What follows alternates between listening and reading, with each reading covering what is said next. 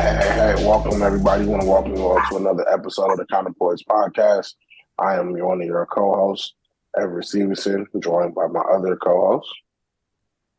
So I'm your second co-host. My name is Samantha Adams. Part of my dog. He is staple in the podcast. He's our unofficial host. His name is Chino. He's in the back saying hi. And yes, I'm your third and final co-host. My name is Malik Foster. Thank you guys for tuning into our podcast for today. We have a great topic for you guys today. This week we'll be discussing the behavior of children while with their mothers in comparison to everyone else, like their fathers, their community, and other people as well. So this topic stems from a University of Washington research where they said it's about what was it, 800 times better, like they behave better when they're not with their mother. Children behave. So this is really focused on their behavior, and also there's a possibility of pheromones and a correlation between that and the behavior of the child. Um, that's just to get us started. Do you guys want to dive a little deeper into that? Yeah, so I think as stated, it may be a little confusing, but it's more so saying that a child is more likely to test their limits, test their behavior structures with with their parent, and more specifically, pardon me, with their mother around because they feel a certain level of comfort. So, like with that 800 level of percentage, right? They're mostly stating that the things that they'll be willing to try or willing to test as far as boundaries and things of that nature, they're most likely to try that around the mother first than they would a father or a stranger or someone else.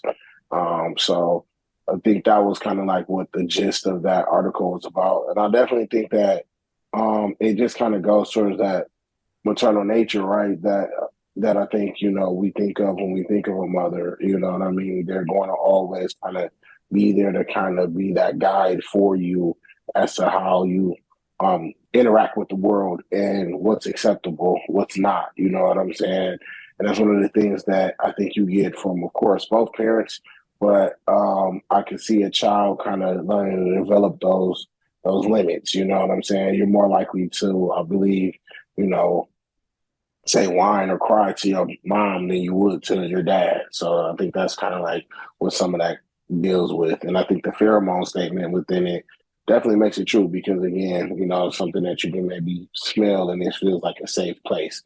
It's one of those senses that can be engaged that allow people to feel comfort. So I want to fill in a couple of the blanks. One thing about the study is that it was done at the University of Washington, and where they studied 500 families. And when they did that, that's when they monitored the children to see, how they behave with their mother versus other people. It doesn't necessarily always have to be the father, but it definitely is with other people. And the correlation to the pheromones. First off, let's talk about what pheromones are because everybody doesn't know. Pheromones is a scent. It's a scent that I don't. It's kind of hard to describe, but it's a scent that's given off by different species. Everybody has pheromones. It comes from hormones, things like that. But women give off a special type of a scent, pheromones. If I could compare it to anything, not to say a woman is a dog, right? But if you're talking about a female dogs, when they're in heat, they give off a scent that a male dog can smell from far, far away. Those are kind of like pheromones. It's almost like that's how they work. Or if you compare it to a mother when she has a baby, children can't see, right? They might be able to feel the vibrations of the mother's voice, but they also recognize that familiarity based on her scent, right? Her pheromones. And so what they're saying, the study is saying is based off of those pheromones, children are more likely to misbehave with their mothers than they are with other people. And so in part, one of the things we wanted to touch on was the analysis of that study with the mother versus the father, right? Children typically behave differently with the mom versus the dad in most most relationships. It doesn't matter if the parents are together or not together, but children typically behave differently with their fathers versus their mothers. Um, when you talk about discipline, right? Discipline plays a huge part. It doesn't necessarily mean that the father is always a disciplinarian, because sometimes the father is the fun one and the mom is the disciplinarian, right? And vice versa. But when that happens, I think I don't know. I mean, they say it's a physiological thing and it happens innately, but I don't know if I necessarily believe that. I think that children behave differently with different people because, number one, the relationship that they have with each one of these individuals is different. Number two, they're going to behave differently with their mother, not necessarily because of pheromones, but more so because their mother is their first teacher. They spend the most time with their mother. You know what I mean? And I really believe that when it comes to that, typically, there was a phrase that you used yesterday when we talked about this yesterday. People typically tend to bleed on what was it? Bleed on the hand that's next to you. What was it that you said? Not really bite the hand that feeds you, but it's more so like the person you're closest to is the one because you're so comfortable with them. That's who you're going to act a particular way with. You know what I mean? They might catch the brunt of whatever negative stuff you got going on. If you're angry, if you're hurt, they're the ones that's going to have to help you to put yourself back together and pick up pieces. And moms are typically the ones to do that. And I think, it's more so related to the relationship between the child and its mother rather than pheromones. That's just my personal opinion. I think as it relates to fathers, though, fathers typically offer structure, right? And so even if you're the fun dad or whatever, it doesn't matter if you're the disciplinarian or not, fathers typically offer structure. And when you offer structure, children are more inclined to fall in line with that structure. Whereas with the mom, if she's not offering more structure, that's another reason why children are more likely to act all willy-nilly and misbehave, because it's a lack of structure. Yeah, I was gonna say, add on to like the father side of thing, like maybe, children, let's look at it from this point of view, right? The father could be seen as a more dominating, more imposing presence. Like so he commands more, I guess, structure, like you said, commands more discipline, stuff like that, as opposed to the mom, where the child is comfortable being themselves. Because some part of the studies and some articles I was reading were saying that the children are more comfortable, they can be more free, as opposed to when they're around the father. When we're comparing it to the mother, it's like the child doesn't want to mess up, doesn't want to behave. I mean, doesn't want to misbehave and stuff like that, because they're not as comfortable with that parent expressing who they are completely. They feel more reserved with that parent as opposed to the mother. So that's one of the contributing factors there. And I'm thinking like, hey, maybe it's because of, the presence of the father. Typically the men are bigger than the women, command more dominance and imposing presence than women do typically. So that can also be a factor as well, I was thinking. So you got anything you want to add on that comparison?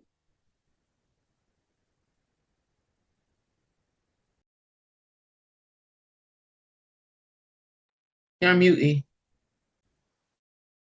Sorry. Yeah, in addition to like the physical factor, as well as the disciplinary and the structure that fathers may bring to. Of course, we've always advocated for two parent households and to involve parents. You know what I'm saying, being in a child's life. However, that may be. Uh, Definitely helps. But I think, yeah, the article mainly was just kind of speaking more towards the gist of the comfort level that you have. And I think it speaks more to um the beauty of, a mother's love to uh their child, and how that allows them to feel like if they have enough of it to grow, to learn how to, how far they can run, how fast they can go, how much they can do. I think it's all determined with this, you know what I mean, and with that mother's love, because one of the things that we talk about is like behavior, but behavior comes in multiple ways, right? Like it's like um, the way you look to try to achieve things in your life. Do you try to go after goals and things of that nature? Was your parents someone that kind of told you to know, just think practical, or were they someone that pushed you to be imaginative and creative? That's a limit, and that's something that a mother's love and the mother, you know what I'm saying, encouraging a kid can push beyond. I think, in addition to that, it could also be, the way that you carry yourself as a person. You know what I mean? In addition to, of course, both parents, but I think just, speaking to it from the standpoint of this article, which focused on primarily um, the children's reactions to mothers, the way that your mother may train you or want you to be and speaking to your character is also going to be kind of determined on the things that they might let you get away with and not let you get away with in life. And those are other factors that I think that kind of go beyond just a behavioral, like, hey, you gonna scream and yell at her versus having a conversation with your dad, or you gonna continue to pull away, you know what I'm saying, when they trying to grab you versus, just standing around when your dad or someone else grabs you. Um, or hold your hand, whatever the case may be. I think those are all situations where we've seen like kids kind of test limits, with mothers, and I think that kind of speaks to that level of also the patience of the mother to allow for that child to the love that they have to continuously say, okay, hold on. You trying it day after day after day, to the point where it's 800 times more than you would try someone else. That's that's profound to think that that love is that strong. But it is, and kudos to those mothers who have experienced that and dealt with it. You know. Um, you know, I think one of the things that I just mentioned a few minutes ago was about discipline. I think that, discipline comes from the parent that is the disciplinarian. I don't think it necessarily comes from the dad or necessarily comes from the mom. So one thing that I'm curious about as it relates to, because that 800 times more thing is crazy. That number is astronomical. You know what I'm saying? And so one of the things that I'm curious about, well, there's a couple of things I'm curious about the study that we didn't get the information on. One of those things is, what type of disciplinarian are the mothers that were included in the study? Like, do they soft parent, or are they tough? Do they do exercise tough parenting? Like, is it just, hey, Bobby, don't do that. That's not very nice. Like, you know what I'm saying? Is it that? Mr. Corporal Punishment. Yeah, or is it, hey, go sit your ass down, your little ass down before I pop you? You know what I'm saying? Like, or they get spankings and things like that. One of those things, that's one of the questions that I had. Another question that I had was the cultural and racial makeup of the people involved in this study, right? And then the ages of the parents in this study. So I think, also those things also play a factor when you're talking about disciplining your child and whether or not your child listens. And also, too, whether or not them kids is just bad as all hell. Because some kids are good and some are just bad. Let's just keep it about. And when I say bad, I don't mean like the bad seed. I mean like they just don't listen. They might be hard-headed or for whatever reason and just are just like that. And so that's some of the things that I was interested in knowing. The reason is because when you talk about these children's interactions with the community, right? School teachers, pastors, coaches, things like that. Like, you have some kids that might not listen to their parents, but will listen to their coach. or might not listen to their parent, their mother specifically, but will go and listen to their favorite math teacher. You know what I'm saying? And it's almost like you got to kind of, or their friends' parents, right? You, you know, like I can speak from my own experience, right? I have nieces and nephews. I have, right? But when we're talking about my brother's kids, um, they listen to me, but I'm auntie, right? Whenever my nieces act up, especially the oldest one, when she acts up, they actually have to call me and my mom to get her to listen, because it's almost like sometimes no matter what they say to her, she won't listen. She won't. She'll listen to me though. And I think in part for some of these children, it's about disappointment. It's like, you know that your mom is going to love you no matter what, but you don't want to disappoint these people from on the outside that you want to impress, and that you want to have a good, you want them to have a good opinion about you and things like that. But you know your parents are going to love you regardless. And so sometimes I question as to whether or not that also plays a factor, especially when you're talking about these children and their relationships with the community versus that of with their mother. You bring up a good point, Sam, when you talk about the different races or the cultures playing a role. I was thinking along the lines of income playing a role when we're talking about community, like teachers and neighborhoods and stuff like that. I think income can play a role because, in my short experience doing some substitute teaching, I noticed like the neighborhoods that were more affluent that I would substitute teach at, the children were definitely better behaved because there's more resources, typically two-parent households. So there was a dad around. So, maybe the behavior is a little better. So I'm curious to know about the breakdown of income levels because I think that does play a role because of course, if you're going to be in a community where you have the teachers are going to be better. They're going to be more resourced and backed to provide a better experience for the children. The neighborhood and neighbors are typically better because you have to worry about less type of crime, especially petty crime. Not saying all crime would be getting rid of, but it definitely helps. So I'm curious to know how that uh, plays an impact, plays a role on the behavior of the children. And from my experience, I saw that um, it does have a good impact on their behavior, a positive impact, as opposed to when they don't come from a two-parent household where they don't know their father. The children show a lot of angry traits. They lash out, constantly want attention, especially from other male figures in the community. So I know that's definitely an issue. So, children definitely will misbehave when they haven't had any type of male interaction. That's what I've noticed in my own anecdotal evidence. So I just wanted to Well, point that out.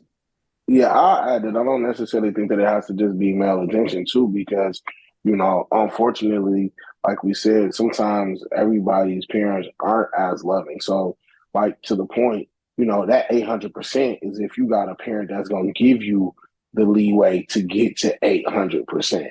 There are some that might try to cut it short at about 50, 25, you know what I'm saying? 10, and so on and so forth. So I think that's a factor as well as the actual parent and a lot. And like Sam said, is it a soft parenting? Is it gentle parenting that you're trying? What is their parenting style? Is it one that like you said, a tyrant, a helicopter? And is it what I'm saying? One of the kind of free thinker type of parenting style where you just go ahead and we guide you and you know what I mean. You make decisions for yourself. Um, all of those, I think, are factors that definitely are going to determine that threshold of, how much the child may misbehave and do not. As far as your neighborhood thing too, though, I think that's an excellent point. I think the neighborhoods where they have more, and when you say resources, I think that there's ways that we can look at that.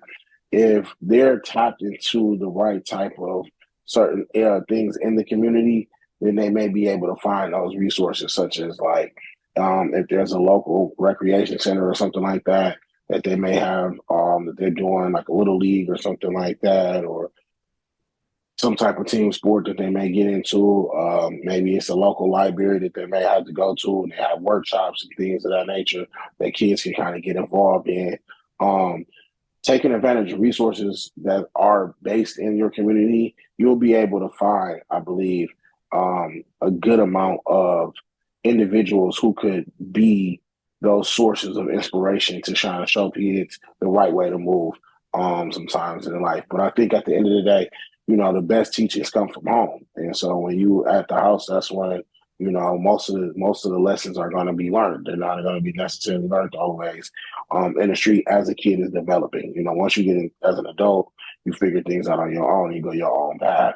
But I think as they're developing, and the kid is kind of growing and learning those spaces, I think the parent is going to be the ones that's going to be seeing the grunt of most of those development woes as they go on.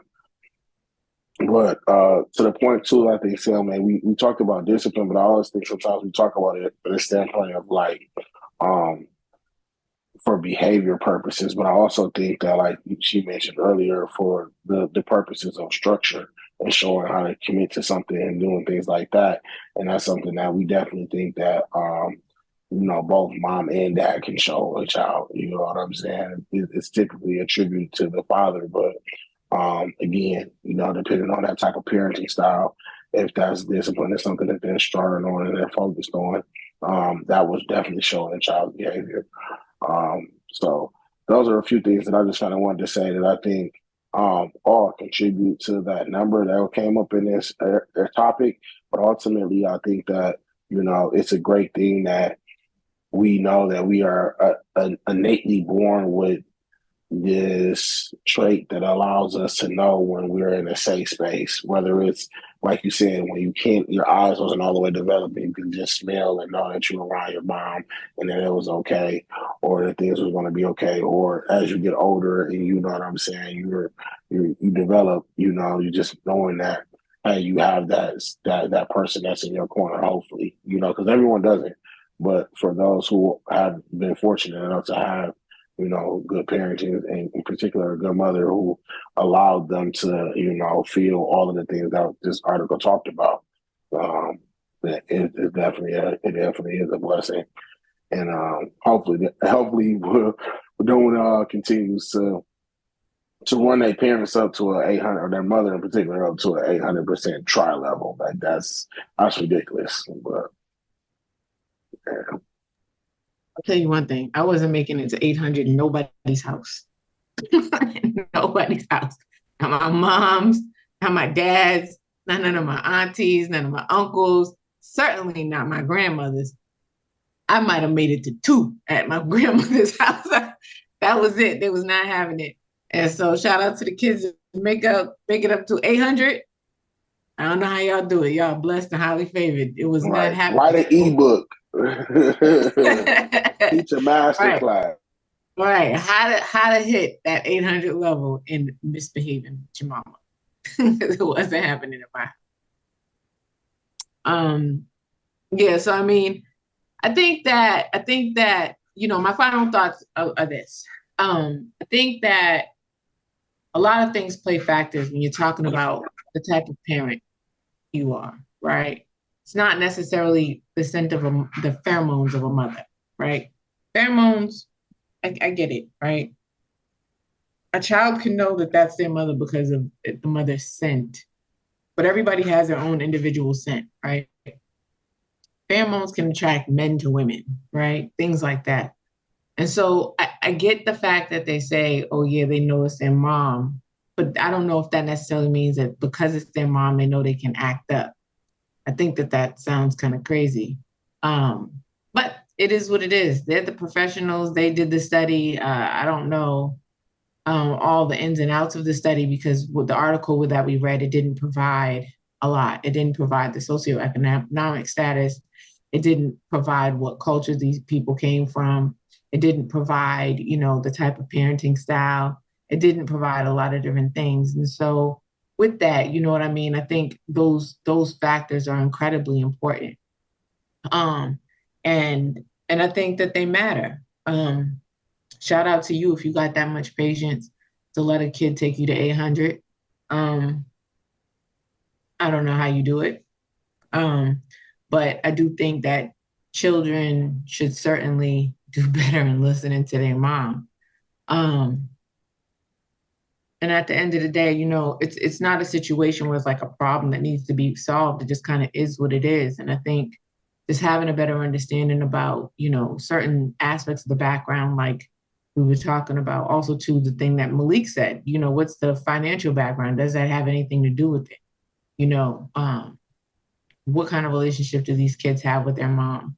I think all of those things matter, but whether or not those children have been traumatized, like there's so many different factors. And I think it's really, really important to recognize that, but to understand that children do typically act up more when they're with their mom versus how they behave when they're with others.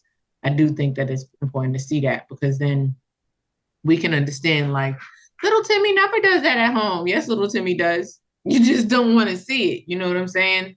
And I do think it's important to recognize there's that too. We also have to open our eyes to how kids behave and and the fact that they know who they can act up with. They can. So those are my final. Yeah, I agree, Sam. Like you said, the article, the research left out a lot. Like, what's the mother's parenting style? What's the mother's economic status? What's the mother's race? Their culture, upbringing. How did they run the household? So these things are important factors to determine how well behaved or not behaved the child is.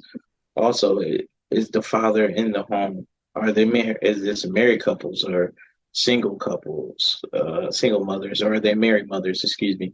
So that plays a very vital, important role to determine the behavior of the child, because we definitely see an impact of children having better outcomes when it's in a two-parent household structure. Not saying that a single parent can't raise a child to have some level of success, or the same level of success as two-parent household. But if you're measuring success in terms of finances, those children that come out of the two-parent household tend to earn more and be more productive members of society compared to single parent raised households. So that's an important thing to look at as well. And I think if there is any solutions, if I have one, since it's study so broad, I would just say just try to have some structure in the home, some stability, whether even if you are a single parent, do the best you can to have some structure and stability. And if you're married, same thing. So I think that's the best solution given the broad range of the study and the lacking of details that were provided. You got anything else you want to final thoughts here? Okay. So I'll go into the book of the month. The book of the month is called The People's Path to Real Estate Wealth, How to Make Money in Any Market. It's a book by Don Peebles, real estate guru, real estate developer. He's a very rich man, multimillionaire. I think he might be a billionaire by now. So it's a great book. So once again, The People's Path to Real Estate Wealth, How to Make Money in Any Market. So that's the book of the month. And the Black Business of the month is the Hamilton House. It's a bed and breakfast. Hamilton House How. Sorry. It's a bed and breakfast. It's HamiltonHowlHouse.com. That's the website. HamiltonHowlHouse.com. It's a Black owned hotel out in Atlanta, Georgia. So be sure to check that out if you guys ever stop by there. And then the quote, 1 minute, let me pull the motivational minute to give you the quote. Okay, destiny is a name often given in retrospect, dramatic consequences. J.K. Rowling. So this quote really spoke to me because, when it comes to destiny, people often feel like they're in control or anything like that, but maybe it's just the drama part of things. Just like I said, dramatic consequences. So just because something happens in your life that has dramatic consequences doesn't mean that you didn't have any choice or any say so in the matter. It's just more dramatization of the issue of what's going on in your life. But at the end of the day, we still have our own choices that we can make and decisions that we can make about our lives. So this kind of correlates to the mothers, right? Just because the study is dramatized, dramatized, excuse me, doesn't mean that your child's going to behave 800 times worse with you, right? So it's all about you, how your parenting style is, how you have that impact and effect on that child. So, with that being said, that's the motivational minute. I want to thank you guys for tuning in, listening to our podcast. Make sure you like, share, subscribe. If y'all want us to talk about a different topic, make sure you shoot us an email. Our email's on our YouTube page at Counterpoise Podcast. You can shoot us an email there, or you can DM us on Instagram at Counterpoise Podcast. Guys, got anything else you want to say before we get out of here? Only other thing is, please make sure you tune in with us on Wednesdays on Instagram, where we go live for our What's Up Wednesday segment. And other than that, we hope you have a wonderful week. And we'll see y'all then. All right, guys. Peace out.